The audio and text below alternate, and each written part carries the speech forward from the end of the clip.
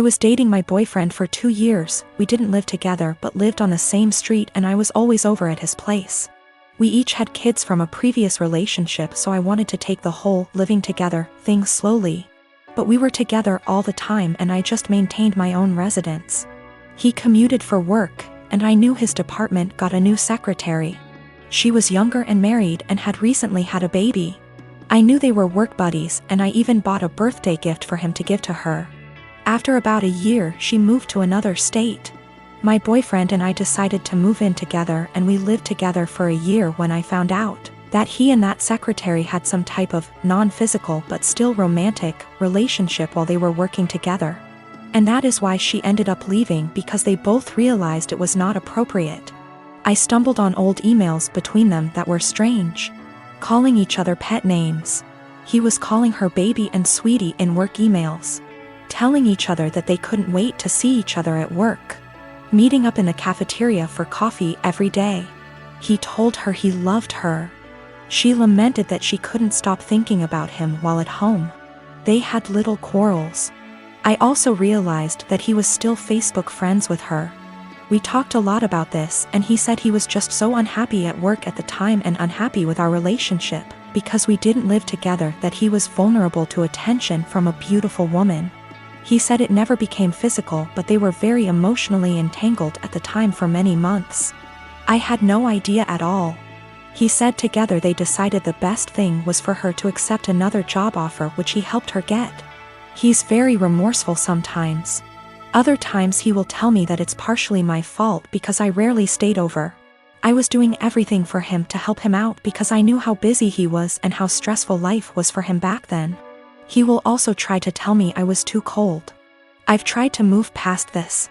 I told him he needed to delete her from Facebook, and he did. It's been over a year since I found out, but I still feel so much hurt and anger if I think about it, or if something triggers me. Even something as stupid as a movie where the man is hooking up with his secretary. It's been over a year of anger, fighting, hurt and drama.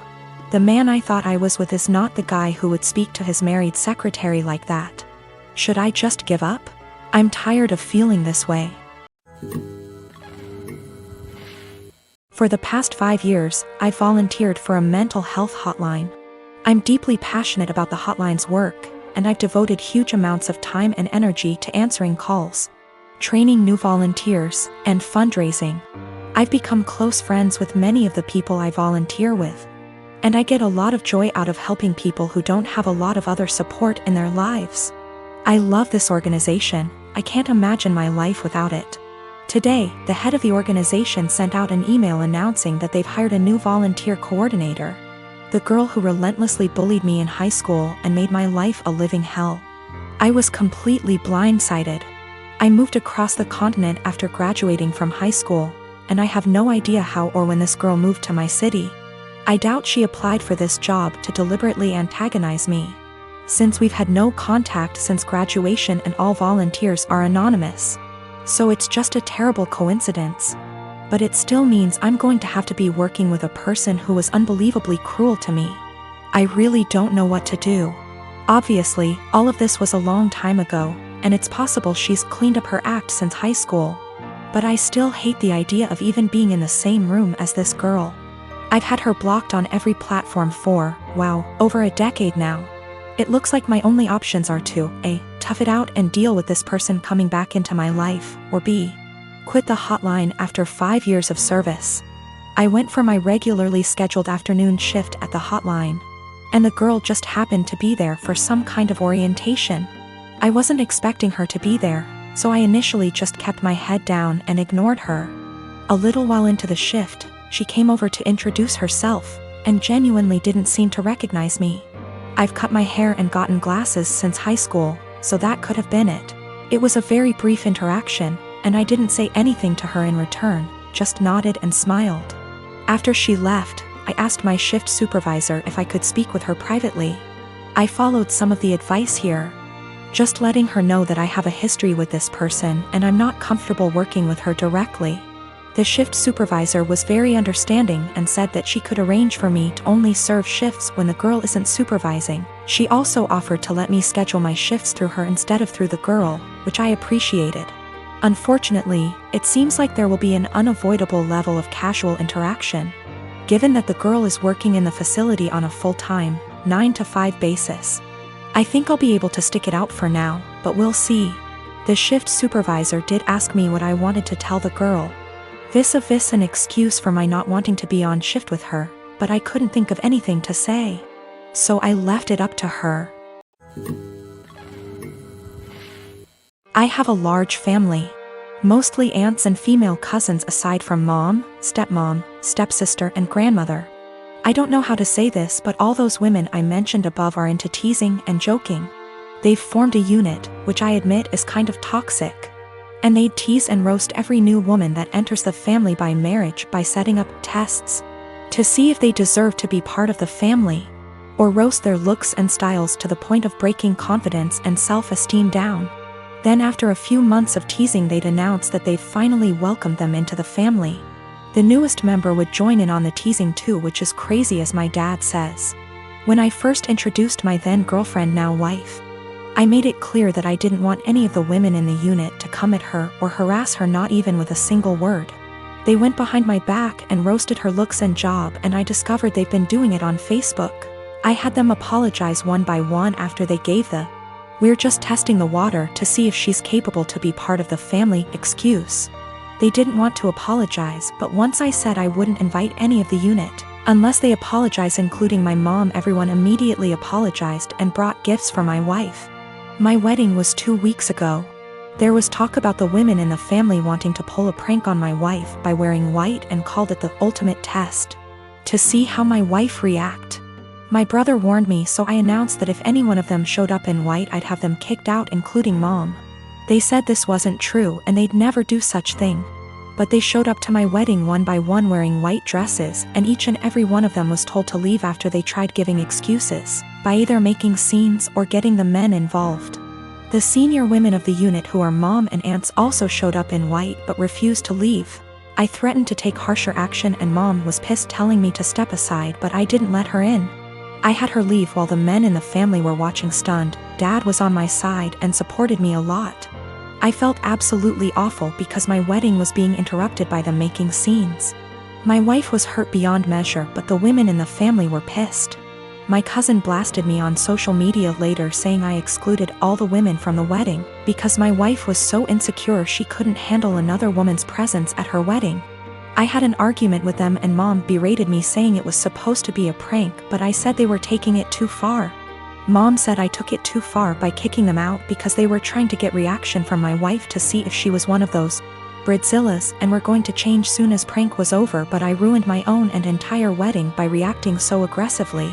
I stopped talking after she said I had to bring my wife and apologize. I haven't seen the lot of them in 2 weeks and they've excluded me from everything. I just want to explain that, this has been happening for years. The men in the family are split on this behavior. Some of them encourage it, like my uncle and my cousin's husbands. One is now an ex, and some are against it like me and my dad and brother. The women claim that there's nothing hurtful in what they do because they claim they're just looking out for us men, and that their goal, ultimately, is to make sure the women who enter the family are decent. My dad always ends up arguing with my mom and grandmother, since they're the ones who started this whole thing with their behavior and attitude towards other women. And I'm not sure if I should mention this, but my male cousin, who's a middle schooler, said he'd make sure to leave the country before even meeting any woman because of this, and it made me chuckle. Also, the dresses they showed up in were simple white dresses, nothing over the top, but still were white dresses. I realized they went ahead with their plans even after I stated what I'd do in that case. I have been with my fiancé for 2 years. We are both 37 years old. We're getting married soon. I've only met her family a couple of times. My daughter, Judy, 16 years old, has never met them till very recently, where they hosted dinner to celebrate 4th of July, and that's when they met her for the first time. Judy has a visible burn scar on her forehead. It was due to an accident she was in when she was 9. She used to be incredibly insecure about it, to the point where I was forced to homeschool her, and it was hard trying to deal with and navigate through this rough time. Now she's doing a lot better, though some comments can really cause her to become stressed out and anxious. My fiancé knows all that and respects it. Before we went to her parents' house, I asked her to tell them about Judy and her struggle, and get to try and not say anything negative about it or possibly mention it. She said she would guarantee no one will say anything. We got to the event and they talked to Judy and she slowly warmed up to them. Everything was going well till I was dinner time. My FMIL looked at Judy while she was eating and pointed at her scar, basically asking questions about it, which made Judy lose her appetite and start to get uncomfortable. I kept sending my fiancé and her mom signs to knock it off, but to no avail. Finally, FMIL then brought up the wedding and asked my fiancé if it'd be possible to Photoshop the scar out of any wedding photos that will have Judy in them, just in case they distract viewers. I was dumbfounded. Fiancé said nothing, just stared casually while nodding. I looked at Judy and it was clear this got to her. I leaned closer and asked if she was feeling uncomfortable and that we could leave if the answer was yes. She took her time, then nodded and said, "Yes, I'm feeling uncomfortable right now." I got up and told her to get ready cause we were leaving. My fiancé, her mom and the family started insisting we finish dinner and stay, but I refused. I took Judy and got in the car and left before even talking to my fiancé. Obviously, she was pissed. She called and was angry, talking about how I disrespected her parents by taking Judy and leaving in the middle of dinner and not even saying goodbye. I told her that Judy was feeling uncomfortable with Mills' comments and questions. She said Judy overreacted and is in need to go back to therapy if a simply mention of her scar caused her to react that way. I got tired of arguing and asked her to give us some time, but she went on me and said that I have no respect for her and her family, and that what I did was irrational, and now she won't speak to me till I clear things up with her family, after ruining their celebratory dinner.